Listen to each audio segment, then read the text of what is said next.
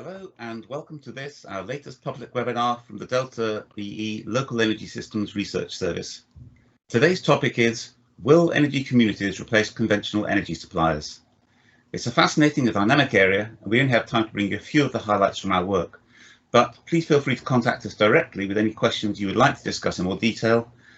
You'll find our contact details at the end of this slide set.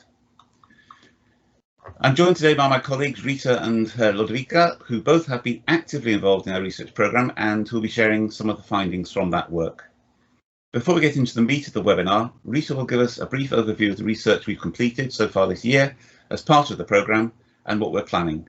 Again, please feel free to catch up with us afterwards with any queries on either the content of our service or with any questions about becoming a subscriber. Rita. Thanks, Jeremy. For today's webinar, we will be using some of the reports we have been writing for the Local Energy System Service Research Service. So there's especially four reports that we used: the report on collective self-consumption in Europe, the report on customer attitudes toward local energy systems, the third-party engagement with energy communities, and the report on blockchain for local energy system. We use data from our two databases, one from the database from policies and regulation, and one database from where we compile projects of local energy system in Europe. We also built over time a case studies library. We are publishing market reports and viewpoints in reaction of industry news. As of today, we are working on microgrids and its use case. We are working as well on resilience for local energy systems, and we're working on the economics of energy communities. We will then be moving on trying to address a player landscape in Europe to see who's doing what. Back to you, Jeremy. Thanks, Rita. So, will energy communities replace conventional energy suppliers? Usually, a headline question implies that the answer is no, but let's see what the research is showing. There's certainly a great deal of interest in the subject of energy communities, but the extent to which they will replace or perhaps complement conventional energy suppliers is still unclear. Back in June, we published a white paper suggesting that the current historically high consumer savings levels could provide a stimulus for investment in energy communities. And there's certainly a great deal of consumer saving. In France, for example, more than 60 billion euros has been saved during the lockdown, with more than 20 billion in March alone. And that compares with a more typical 4 billion euros a month. And a similar trend has been seen across Europe and globally. At the same time, interest rates are exceptionally low, so maybe consumers would prefer to invest in something concrete, like energy communities, for example. And the low cost of capital is key to an economically viable local energy system, or indeed any renewable energy investment. So the big question really seems to be about whether consumers are all that interested, which brings us to the findings of our consumer attitude research, which Lodovica will now present. Lodo. Thank you, Jeremy. So yes, we look at different customer proposition across the new energy sector, and therefore we were able to benchmark local energy systems business models against other customer proposition and compare their appeal. So as you can see on the diagram, we tested the appeal of a simple renewable energy tariff to have a baseline for comparison. So in the diagram is the striped ones.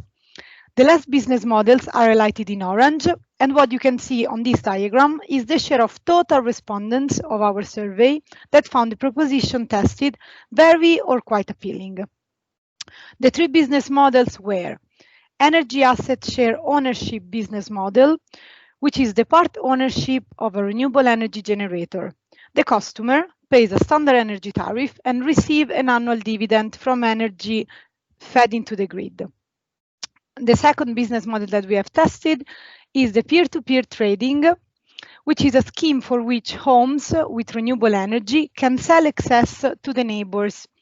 In this case, participants receive a slightly less price than from selling it to an energy supplier. Ultimately, we have called the local energy sourced renewable energy the business model, which implies a tariff that automatically sources renewable energy from a neighbor when available at a slightly higher cost this time than a standard tariff. Respondents found energy asset shared ownership as appealing as having a purchase agreement with their energy supplier or buying PVs and storage system in combination with home energy management service. Peer-to-peer trading is also very appealing to a similar extent of customer. So we have, as you can see, 47 and 49% of respondents that found the two business model very or quite appealing. And locally sourced renewable energy was very appealing as well, but a bit less to a bit less respondents. But this is probably because it implied a higher electricity tariff. Or overall, what was encouraging was that the last business models have a potentially similar interest for the number of respondents interested in a simple renewable energy tariff, especially the energy asset shared ownership business model and the peer-to-peer trading ones. But now let's have a look at how the proposition scored in different markets. If you can go, thank you. So we have sampled our customer research in 5 key European markets. As you can see on this map, Italy, France, Germany, Netherlands, and the UK. And we proposed to all respondents the same 3 less business models. As a result, we have classified those countries in 3 categories based on the customer appeal and our knowledge of the regulation and the initiatives in those markets. Italy and France registered the highest share of customers interested in all the 3 schemes, with Italy having 35% of respondents finding energy asset shared ownership and peer-to-peer trading very appealing. What was encouraging was to see that in France, the interest in those schemes is growing, even though the system charging regime is still not favorable for these business models to be economical. In Germany, after the boom of energy communities driven by the feed-in tariff policies, a decrease of these schemes was registered since 2016, and they are waiting for implementation of the new European directive to translate the interest in actual uptake of these business models. However, the German respondents were the ones most interested in making sure that the energy supplied was produced locally, even if that implies a higher energy price. In the UK, customers showed less engagement than in other European markets. However, even if they won't be any more subject to the European legislation for the moment, the government is developing relevant policies in that direction, supported by a number of pilot projects put in place by big actors. At last, but very encouraging, was the results that we got in the Netherlands, where more respondents were appealed to energy asset shared ownership business model than to a simple renewable energy tariff. And this testifies a strong willingness of customers in the Netherlands to take part in the energy transition and creates windows of opportunities in this market. And that was our customer research. Jeremy, back to you. So from our research at the beginning, we said that we've seen customers do seem to have the potential to invest. And this research also seems to show that they find the concept of energy communities quite attractive, although with obviously different levels of interest in each market. So now we're going to hear from Rita about the various kinds of business models which are emerging across Europe. Over to you, Rita. Thank you, Jeremy. So when talking about energy communities, we need to talk about the 2 European directives that allow the development of energy communities in Europe. We have 2 different directives that give rights and define the terms of energy communities as being legal entities within the Clean Energy for All European package. So first we have the citizen energy communities, where participation of members that are in the proximity of the renewable energy project can be shareholders or members with natural persons, SMEs, or local authorities, such as, for example, municipalities. Their primary purpose is to provide environmental, economic, and social benefits rather than financial profits. The second directive is also open to natural persons and local authorities, but at the opposite of the first, the EMD, the Electricity Market Directive, the project does not have to be in proximity of the shareholders. The renewable energy communities may include renewable generation and or energy services that benefits members or shareholders. So in terms of European member state, they have a great levy of interpretation, and then for the first one, they must transpose this directive into national laws.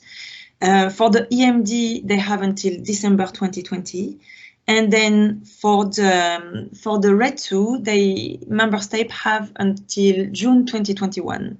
So we are getting really close to the deadlines. So we see European directives. So those policies dictate regulation which determine business model types. One of the business models that we are seeing is the collective self-consumption. And to give an example of how policies dictate regulation which determine business model, we can see all these factors such as, first of all, is it allowed in the country, but what is the perimeter of the project? What is the maximum cumulative power allowed? What are the possibilities of governance structure? How is the energy produced allocated to the participant? And what value streams are accessible to sell electricity access or to sell flexibilities? So in terms of, to go back to the energy business models, we are seeing 4 different business models. First, generation and export, which is one of the first type of business model we were seeing already 30 years ago. So in the generation and export business model, we see members own generation assets. Income come from the sale, for example, PPA, and can be shared with the member via dividends or being reinvested into the wider communities. As an evolution, then, we are seeing the cooperative energy supplier which is community or publicly owned supply company, where members own shares in generation assets. Members receive revenue shares and or cheaper electricity prices. Then we are seeing 2 much more complex business models, which require, which focus a little bit more on optimization. So collective self-consumption, which consists on pooling generation assets amongst a group of consumers with the aim of optimizing self-consumption within the community. So each member of the communities is then allocated a virtual share of the pool generation. And then last, we are seeing the virtual allocation or peer-to-peer, which is public or individually owned generation assets shared virtually between members. In some cases, price for the electricity can be set by the producer. So we see that those 4 types of energy communities strive to interface with value streams, but only the last 2, virtual allocation and collective self-consumption, also seek optimization and the self-consumption. So those 4 business models, on the 5 different value streams that we are seeing, not all engage on all 5. So the first value stream we see is the member acquisition and the asset development. All energy communities engage in it. But when it comes to asset optimization, collective self-consumption, resilience, only the 2 last, the most complex business model, are engaged in those value streams. And at last, we are seeing interface with system values, which is flexibility.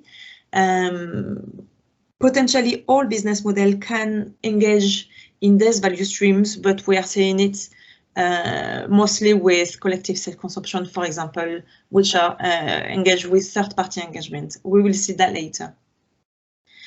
In terms of where in Europe we are seeing it, we are seeing energy communities developing all over Europe, with Belgium and Netherlands leading. In Belgium, one of the reasons is that it's the home of the RESCOOP, which is the European Federation of Energy Cooperative, and that plus expensive energy prices was set up a favorable market for developing energy communities. Netherlands is also highly developed with legal requirements to share revenue from renewable generation.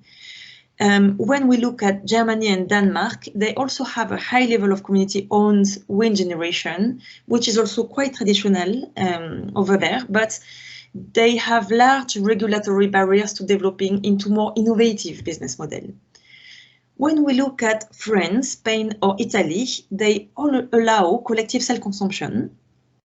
And the UK is a little bit unique because it's not bounded to adopt the European clean energy package because of the Brexit, but however, they still have domestic intensive and a general willingness to partner. When we look at a map of collective self-consumption in Europe, it's interesting because of all of the different policies and regulation in the respective markets. It gives slight different change in business model. So, for example, the Latin countries tend to call it autoconsommation collective. We are seeing the German-speaking countries who have as well similar business model. And in the Nordics, when we see UK, Netherlands, the Nordics, collective self-consumption is allowed, but with limited provision because it's allowed only on private grids. So one of the determining factors and big difference in terms of business model for collective self-consumption is the legal perimeter. And we are seeing different type of legal perimeters, such as a legal distance. This is what we are seeing in France, for example, with a 2 kilometers distance between participants. We are seeing example where collective self-consumption is allowed under a substation or on the LV network only or under a PCC. This is the case for Belgium, Italy, Spain, Slovenia. We are seeing business model where it's only allowed on family business, on multi-family building, such as we're seeing that in Germany, Slovenia, Austria, and at the neighborhood level, which is the case, for example, in Greece. Now we will show you some case studies to illustrate this. So first, Germany, Lodo. Thank you, Rita. And yes, you're right. The collective self-consumption in Germany is allowed at building level.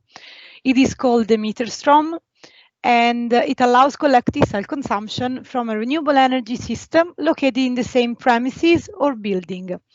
To be applied, what is important is that no public network is used for the distribution of energy from the generation asset to the consumers.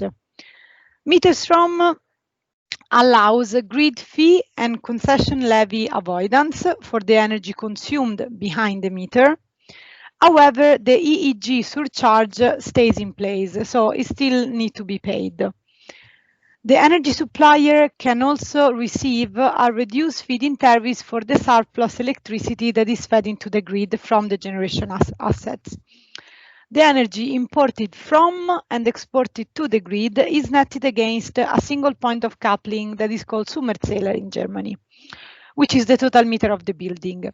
Behind the Summenzähler, the private meters register consumption for each tenant, as we can see in the diagram. Regarding the model of ownership for the generation asset in this case, the only constraint is that the system operator must be the energy provider. Therefore, a PV system or a CHP can be owned by the tenants, the real estate agency that owns the building, or by the energy supplier itself, and then the room or the cellar can be rented. To conclude, we can say that the Mieterstrom maximizes values as on-site generation can be fed into a common bus bar with the meters, and this avoids the erosion of value which arises in case where the generation is distributed over the DNO-owned cables, incurring therefore in standard network charges. And this was the German example. Back to you, Rita. Thanks, Lodo. Now I will introduce you to the collective self-consumption model in France. When we move out of the business model that is constrained at the building level to a wider area, this gives bigger opportunity, but it's also more complex. So the collective self-consumption model in France is gathering producers and consumers within a PMO, which is the legal entity. There must not be more than 2 kilometers maximum between producer and consumers. And then just 2 days ago, the French government allowed it in some cases, and this to develop more in the countryside, to have 20 kilometers between participants with a 5 megawatts maximum cumulative power. The smart meter provide production and consumption data to the DNO. And then the PMO, the legal entity, gives to the DNO the index consumption level of each participant, which the DNO in turn allocates within a 30-minute intervals to each participant. The residual demands that is not self-produced within the project is supplied by an electricity supplier of the choice of the consumer. The electricity supplier is as well as balancing responsible, and the excess generation that is generated from the project, there's no legal obligation to buy this excess of electricity. However, the PMO can find a buyer and develop the contract, but sometimes this is not the case, and surplus could be exported to the grid for free. Then we have the example of Greece. The virtual net metering system in Greece was set up as a good way to fight energy poverty and engage citizens, but it shows limit as well, as it uses the grid as a virtual battery. So at the moment, the grid does not have congestions, but as demand rise, this may be a problem in the future. So the first model set by Greece was allowing a farmer or one public entity to install a PV system in another location than the consumption, and this within the limit of the prefecture, which is the equivalent of a county or of a borough. So the electricity generated can offset several consumption points of the same person. So for example, a farmer can install a PV in a field and offset the energy of this house, of his house, for example, and of a warehouse that would be located elsewhere within the same prefecture. So some critics said that other stakeholders would be interested in joining such projects. So the regulator introduced an energy community scheme as an improvement from the virtual net metering scheme. And this energy community scheme would allow a minimum of 5 stakeholders to use solar energy installed within the boundary of the prefecture. And then this energy would be shared amongst the participants who receive credits on their electricity bill for the excess energy produced by their share of the solar installation. So these examples illustrate that the contextual factor as well as the cultural factor play an important role for the development of energy communities and of collective self-consumption. We still have another type of business model, which is the peer-to-peer, and Jeremy will present you a case study. Okay, thanks, Rita. So yeah, we just heard one of the key business models for energy communities, the collective self-consumption, and different ways it's implemented in different European markets. Now we're going to quickly look at one of the other approaches, which is the fourth model that Rita mentioned earlier, which is peer-to-peer trading. Now, peer-to-peer communities range in scale from small neighbourhoods or even building levels, right through to regional or even national schemes. But in the context of local energy systems, we're focusing on smaller, more discrete systems. The example we're taking here is the Brooklyn Microgrid, a community energy cooperative managed by LO3. There's many other similar systems, but we've chosen this one simply because it's the first ever example of a blockchain-enabled peer-to-peer energy trading system. Blockchain does offer a number of unique benefits, but it's not only it's not the only technology capable of supporting peer-to-peer. Indeed, some of the more commercially advanced schemes, such as Power Peers and Sonnet Community, have tens of thousands of customers and use non-blockchain technologies. In this case, as you can see, the trading is directly between the peer-to-peer nodes, as we call them, which is the smart meters installed in the prosumers accommodation. Now, in practice, each consumer also has a utility net meter which delivers the balancing power at each meter point. So although the trading of the peer-to-peer part of their supply, that is, for example, from the PV on their roofs, is within the community, the incumbent energy supplier, which operates the grid as well, in this case is also the balancing responsible party. Now, at some point, it is planned that this community will translate to a genuine microgrid with their own cabling and have a single point of supply, and they will also then become the balancing responsible party. But at the moment, the energy transfers are over the public network, and that would, in reality, create an erosion of value because you'd have to pay for the use of the system. In fact, in this case, because the incumbent utility meters are actually the old-fashioned Farage meters, they simply run backwards, so they're netting off all the time. So it's a regulatory sandbox installation, not something that will be commercially replicable as it stands, but it's an interesting way just to illustrate the way that individual peers can, prosumers, for example, can transact energy with one another. So that then brings us on to the next question, which is how is that going to impact the existing energy supply industry? So back to you, Rita, to explore that one. Thanks, Jeremy. Energy communities have traditionally been aided by subsidies to achieve economic viability, the most well-known being feed-in tariff.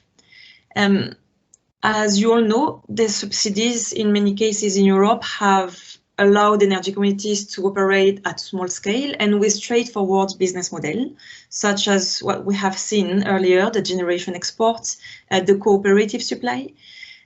However, these subsidies, this is the trend, have allowed energy have been reduced or removed in many European markets, and at the moment energy communities are trying to engage in more commercial and market-driven forms of value creation, which is very interesting, but also this provides lots of opportunity for third-party engagement because communities are engaging and partnering for a range of reasons and needs, such as first, the need for expertise. Third parties are experts in their respective fields, thus allowing energy communities to develop more innovative and technically complex energy systems. There's the need of financing. Partnering enable energy communities to structure capital for project development and also for operational governance. In terms of assets, very often energy communities need to access competent maintenance resource and optimization of assets. And then there's also the technical skills, which can range from data collection to balancing or capturing system values.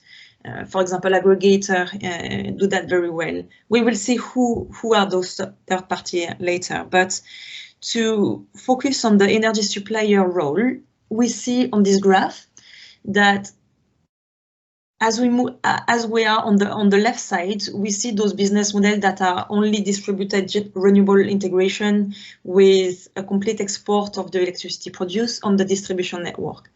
And as we move toward the right, we are seeing more bounded system until islandable microgrids. And as the components of energy communities increase in complexity, so does the requirements for technical, fiscal, and management support from those third parties. Similarly, as energy communities become more complex, there are as well more opportunities for third parties to engage and increase the energy community's value proposition. So those are win-win situations. who are those third parties? This is one of the questions. We see 4 different third parties. First, the DSOs, of course, since assets are connected on the distribution network. In terms of core focus, DSOs are involved in mostly resilience, but as well interface with system values. For example, in some market, there's an access to flexibility at the distribution level. We are seeing that commercially now in the UK, in the Netherlands. France is coming as well. We are seeing the energy supplier, of course, who have the potential to take a more preponderant role in the future. At the moment, its core focus is the energy transaction bit. We are seeing the technology provider, which includes data collection. It includes the platforms supplier and aggregators as well. And for those, the core focus of their business model is asset optimization and interface with system values such as flexibility. And then we are seeing the enablers, who are companies that help energy communities to form, to create their business model. So they would help with understanding the regulation, the legal aspects, dimensioning the project, and with the member acquisition and then asset development. So during the public webinar that we run, we ask a question to the participant, and the question was related to the level of engagement from the suppliers, from the energy suppliers. The question was the following: in 5 years' time, at which stage of engagement so you think the majority of suppliers in Europe will be? First, residual demand. So this is the case where we see suppliers that fulfill balancing supply requirements to energy communities. Then the second level engagement is contracts to buy excess generation. The supplier contract with the energy communities to purchase the excess generation, which is one of the case in collective self-consumption in France, for example. And then the third level of engagement, which we call the full package, where we see suppliers work in partnership with energy communities to aid them in developing, planning, contracting, and interfacing with the value streams. The answer was pretty interesting and coincides with what we thought as well, with 39, almost 40% of respondents thought that supplier would be in a position a little bit in between with contract to buy excess generation. Jeremy, would you like to comment these results? Yeah, thanks, Rita. I think it really just underlines the lack of clarity in what exactly is going to happen. But it's very encouraging, I think, to see that that there is a very positive view within the industry, because most of the respondents on the webinar were industry experts or stakeholders, just to see that they are really engaged with this and believe that will happen. And I think to a large extent, hopefully we've answered the main questions that we were considering on this webinar. So firstly, about how enthusiastic consumers are about investing in energy communities, and I think we've seen an encouragingly positive consumer response to the proposition on energy communities that we presented in our research. The next one about what business models are emerging. It's still early days, obviously, but already we're seeing a number of very interesting business models which have various types in different markets and different applications, different kinds of communities. And then I think this poll probably reinforces our view in terms of how the energy communities will impact the existing energy supply industry. It's probably too early to fully appreciate the impact of energy communities on the conventional energy supply landscape, but it's pretty obvious that energy suppliers are at least interested, and they should be maintaining a close watch on what's developing. And in fact, many of them already are. Again, it's an encouraging sign as we continue the transition to a more sustainable energy system. So thanks once again for joining us. We hope you found it useful, and as ever, please do feel free to contact us with any additional questions or for clarification, and our contact details are shown on this slide. You can email us at any time at Delta EE. And thanks again for your interest in the subject.